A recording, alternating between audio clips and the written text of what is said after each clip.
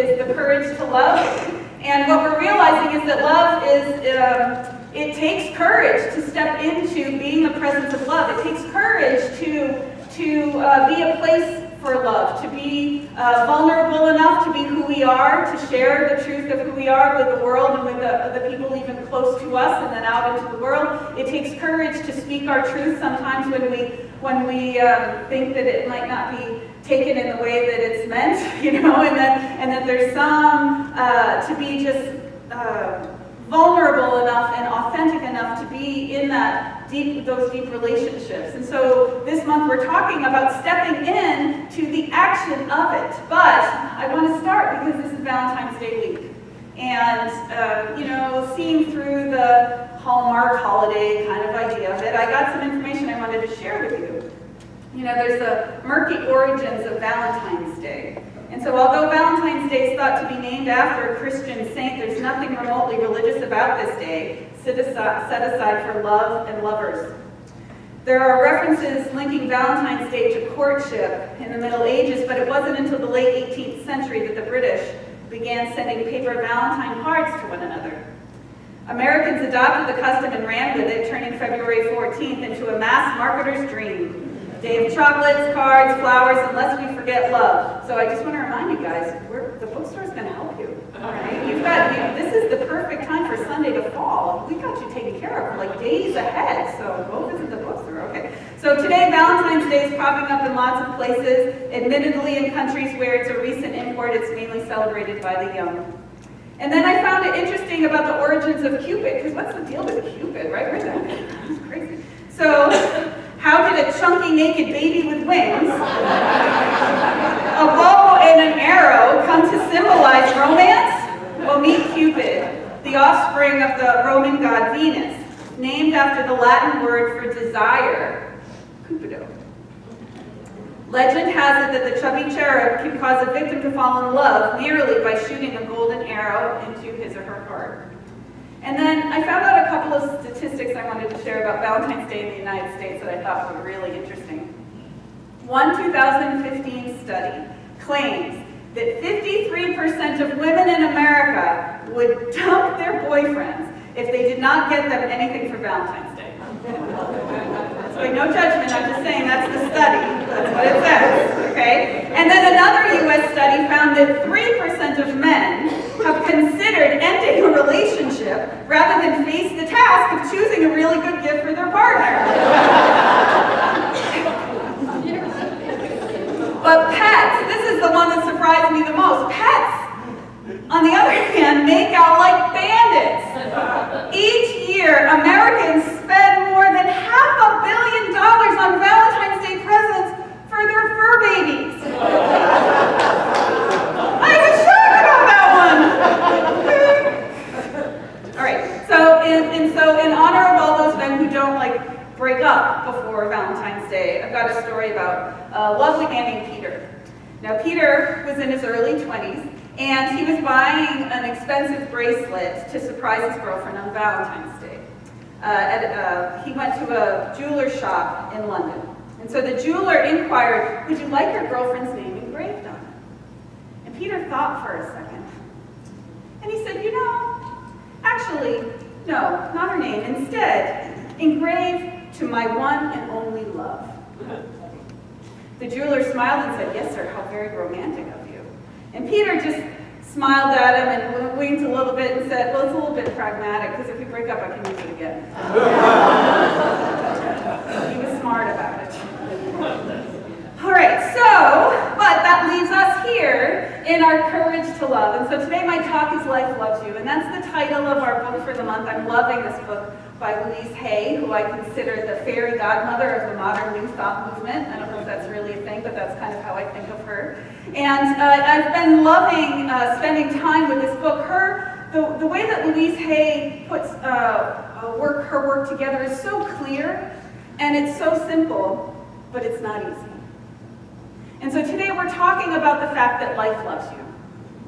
We're talking about the fact that where you are, love lives. And so this idea of, and of course I could really easily get confused in all of this, because we're not talking about that romantic idea of love love, that, the flowers and the chocolates and all of that wonderful whisking away, whatever the stories that we grow up and we're supposed to want, right? Like that story that's kind of the princess story for us women, the princess story that's kind of ingrained in us before we could even walk, the idea of being the princess and Cinderella and all of that. My favorite thing about that is that I was watching, I love musicals, and so I was watching Into the Woods recently, and there's this whole scene where Prince Charming and Cinderella, Cinderella and Prince Charming are married, and she finds that he strays, and she confronts him and says, "What's up with that? You're supposed to be my Prince Charming." And he said, "I was raised to be charming. I wasn't raised to be committed." And so there's the flaw in that whole concept, right? That whole idea that we're supposed to want whatever, and that's my first tangent of the day. All right. But so bringing it back, that's not the love that we're talking about. What we're talking about is the powerful, creative, transformative, healing presence of love. It's that love that the mystics, no matter what mystics we're talking about, the Christian mystics, those, the Sufis, the Kabbalists, they knew that there's this power, this presence that is the presence of love. And it's alive as each and every one of us. And that is the impetus for all creation. Whatever started this whole world, this whole universe, whatever that impetus was, it was an impetus of love. And so each and every one of us and everything that's been created has been created out of that force of expansion and joy and expression and pure love. We are all part of that, and it is alive within us. And life, the experience that we have, and I'm going to give you a hint, life, when I talk about life, I'm talking about God. There's no separation in that. We need to stop thinking of God as this judgmental person waiting for us to either do good or screw up. That's not the model of God that we're talking about. So today I'm going to talk about life, that life loves you. But what works for you? If you have a deep understanding of God as that creative force that has brought forth all things, then use the word God. And that's what we learn, right? We learn that God is love. But somehow that message gets mixed up in the translation and the expression and in the practice of it. But what I want for us so badly is to go back to that main, basic, foundational understanding that we were created out of that presence of love. And because we were created out of that presence of love, we are worthy of being loved. That we are worthy of giving love and receiving it and being one with it. And so this experience of our life, these day-to-day experiences and everything that shows up coming down the pike at us is an opportunity for us to experience more love. Because life loves you. Life loves you so much. You were created. You were a thought in the mind of God. The individual gift that you are was created by that infinite one. They created Saturn and Venus and the sun and everything that is actually thought you. And you were popped into being. Breathe that for a second. That's huge. What happens is that when we're born and we come in to this life, what I love from the book, what she talks about a lot, and what I remember from being around all of my nieces and nephews and my daughter, is that when our children are born, they know that they are the presence of love and they're worthy of being loved. There is no doubt about it. I talked last week about the toddlers that kiss the mirror all the time, that they're constantly kissing the mirror. They love themselves. But they have no problem accepting love from anybody. Have you been in the grocery store with an adorable baby looking at you? It's just loving on you and wanting you to love them too, trying to get your attention, Usually it's me, like, hi. I can't walk by a cute baby, I can't do it without loving them. But that's the thing, and so what happens is that something happens from that place of us coming into this life to when we start to get socialized, that we start to doubt our lovability. That we start to doubt the fact that we're worthy. That we start to doubt the fact that we are good enough to gain anybody's love. And yes, we can see that cycle. We can see the cycle that comes down from our parents who were struggling with their own stuff and judgmental and challenging and critical and blah, blah, blah. We've all got a story about that, right? Everybody's got a story about that. But the challenge is this: they were never shown either. by their parents who were never shown either. By their parents who were never shown either. And somehow it always, for me, goes back to the Depression-era parents, right? Because our Depression-era parents survived. And they had so much to have to just dig down and survive that everything else kind of went by the wayside.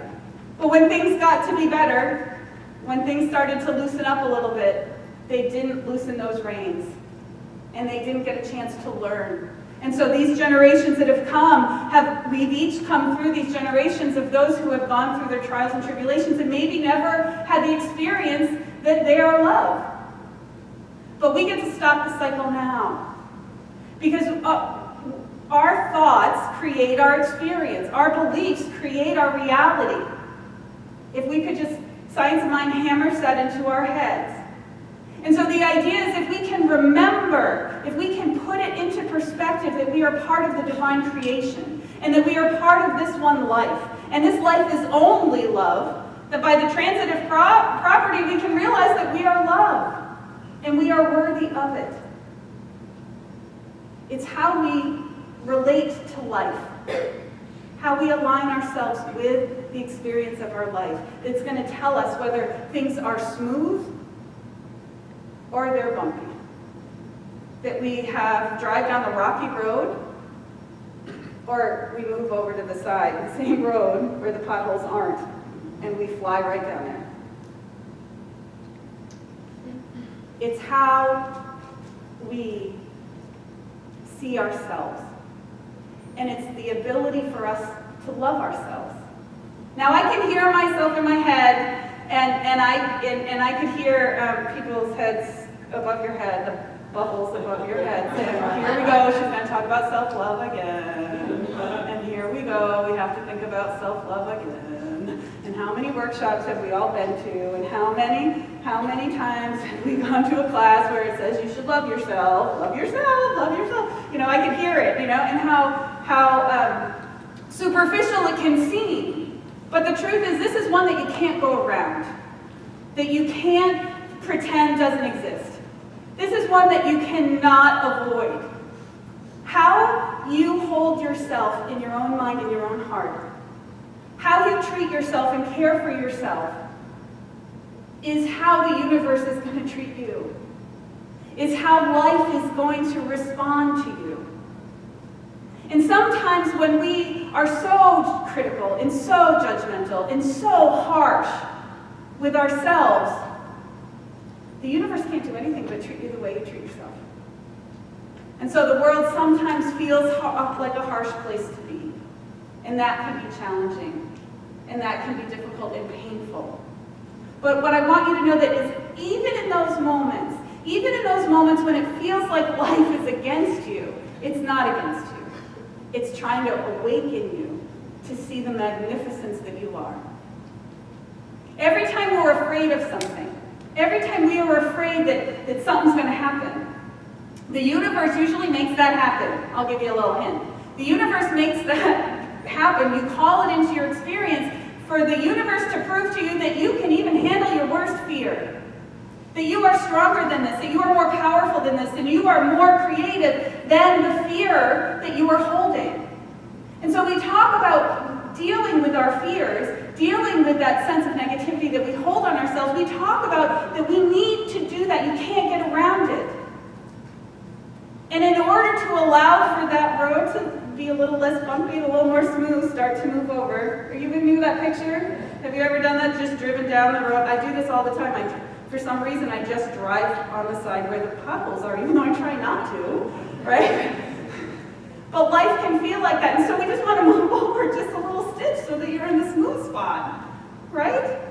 And so when we do that, when we can start to realize that even this is waking us up to the fact that we are more than we think we are, and we can start softening the judgment that we hold on ourselves, then things start to smooth out. We start to get more insight. We start to have deeper connections with those people who are in our lives. We start to bring in and see more possibility and opportunity for ourselves. And most of all, we start to experience a deep love and alignment with life. You know those moments when you wake up in the morning and everything just goes right? The sun is shining, coffee is perfect, right? You get all green lights on your way to work. The kids actually put their shoes on and get ready for school without having to kick them out the door, right? You know, those moments when it just seems like life is for you. That can happen. That can happen for you no matter what. But you need to start to affirm the fact that you are worthy, that you are lovable, and that you are loved. And so it's funny for me I was thinking about it when I became a minister, that I was going to have to stand up on stage and do the preaching thing and say, God loves you. And I was like, oh God, I have to stand up there and say, God loves you to people. But you know what? Now it's my joy to say that. It's my joy to remind you that God loves you. That each of us is a masterpiece that has come here to live this life fully. To be one with this powerful experience of life. And that everything that happens, every bump in the road, every experience that comes to you is supporting you and expanding in being who you've come here to be. We have all a divine purpose. We've incarnated in this life for a reason, in the quirky, crazy way that we are. For a reason. Life is not complete without you being you. Life is not whole unless you are actually engaging with this life as you are. And in order to do that, you need to accept who you are. We need to be able to affirm the truth of our being and put that into action and put that into practice. Instead of holding ourselves back, being afraid to engage, being afraid to speak our truth. You know, what happens, I've seen over and over and over again, is that in that socialization process, what happens is that we stop being who we are and start to try and please other people, to be who they want us to be. And so maybe we act a little differently than we normally would, just because we think that they can't handle us. Have you ever been with someone who you think you're too loud for, or you're too big of a persona for, that we hold ourselves back maybe?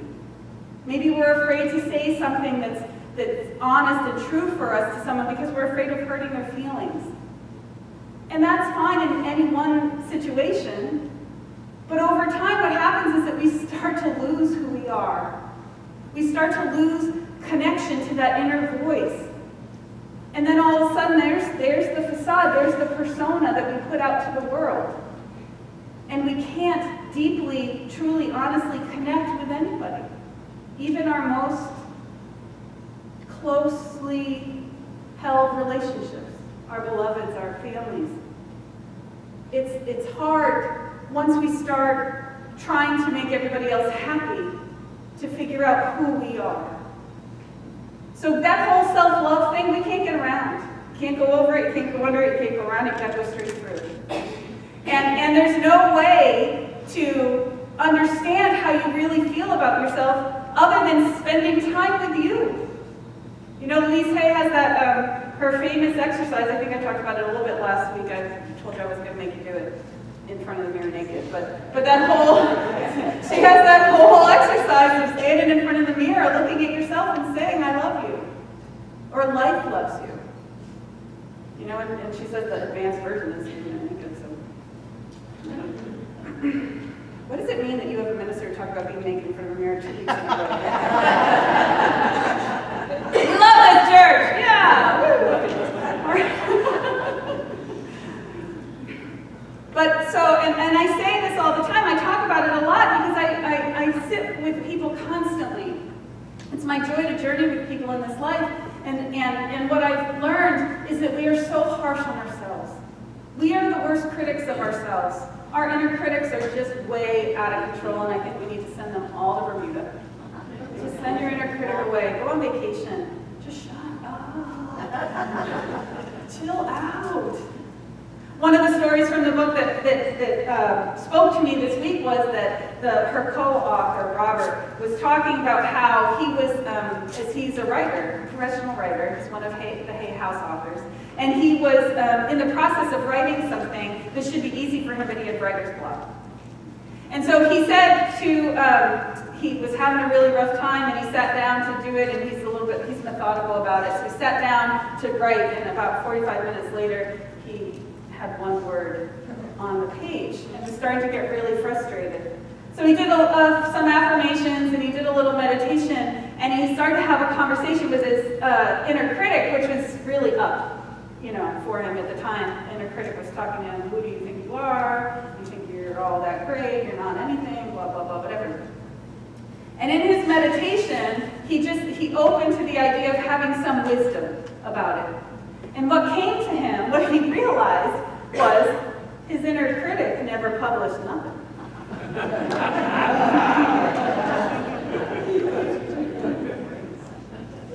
What's he talking about, he said.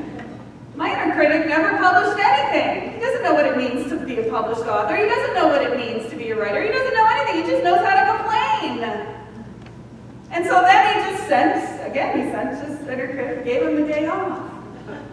And for me, that was huge. That was huge. It reminded me, yes, our inner critics have not done the things that they're telling us we can't do. The inner critic has no idea what you're capable of. Your inner critic is afraid of you succeeding. It's afraid of you being your magnificent self, because that means it's not going to be able to control you. Your presence, in whatever realm we're talking, if it's your work, if it's with your family, if it's whatever it is, in your life, you are magnificent. You are here to live a huge, big life, to make a difference in this world. And your inner critic is not. It's sitting back on the couch telling you to hold on. Let's binge some Netflix and hang out, right? There's some good things on Netflix, but still. I'm not sitting on the couch with my inner critic anymore. I'm not letting that voice of fear and worry and concern hold me back from living this magnificent life that I have come here to live. Henry David Thoreau said that we're constantly invited to be who we are. So when we set up that idea of holding ourselves back, when we set up that idea of keeping ourselves small, when that part of us starts to get a hold of us, life is not going to let that just sit. So what happens is we start to play small and pretend small and all of those things. Maybe we're driving down the bumpy side of the road, but life is not going to let us stay like that. Life is going to give you opportunity after opportunity after opportunity for you to step into your power, for you to know the truth of your blessing, for you to be the presence and the power of love.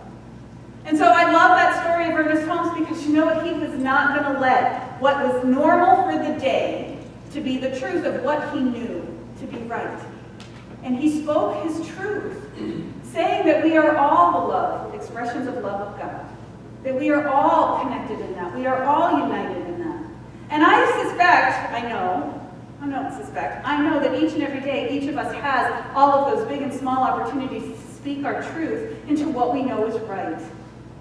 And so this is also, this whole concept of allowing life to love you and allowing yourself to love yourself, it's a matter of faith.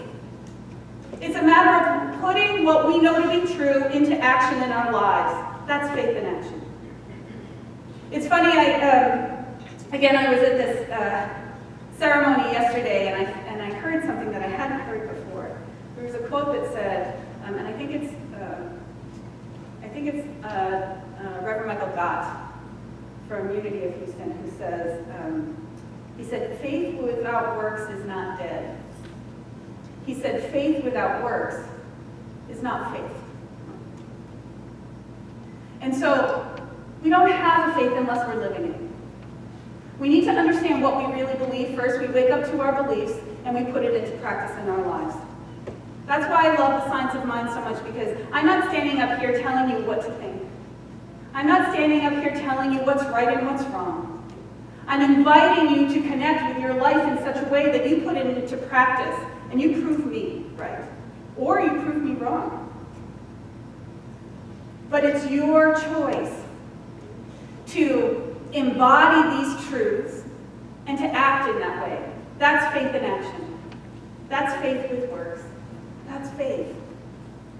And so what do you believe about love? What do you believe about God loving you? And if you can get to that place where you realize that God does love you, then we can allow our hearts to open and soften to how we are with ourselves. We want the universe to treat us the way that God would want us to be treated. The love that we are in expression calls forth the love of the universe. And it calls forth all possibility and all opportunity. And we don't ever walk alone. If we allow it, life can love us completely. And so to end today, I thought I would share one of Ernest Holmes' meditations from the back of The Science of Mind. He has this whole chapter of meditations on all sorts of different topics. And when we're working on something, I always go back to this. Now, of course, I have all of these Post-it notes, and I can't remember which one I wanted to read to because I love them. Oh! It's not that one. It's not that one. There it is. I knew it was this one. All right. So I invite you to close your eyes for a moment if you're comfortable. If you're comfortable, place your hand upon your heart and take a breath first. And let's just soften into that place, knowing that you are a divine idea in the mind of God. You were created from this essence and this presence, this energy that is Spirit expressing.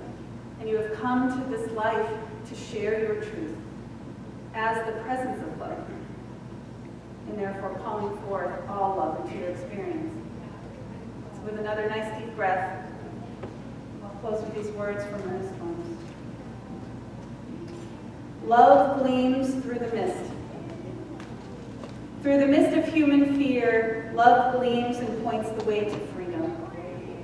I now decree and declare that I am free from all sense of bondage. I am made perfect and whole through knowledge of the real life within me. No illusions can enter my thought. I know that there is one power, and I know that this power now protects me from all harm. As perfect love casts out all fear, so my fear flees before the knowledge of truth. I am not afraid, for I am love. And so it is.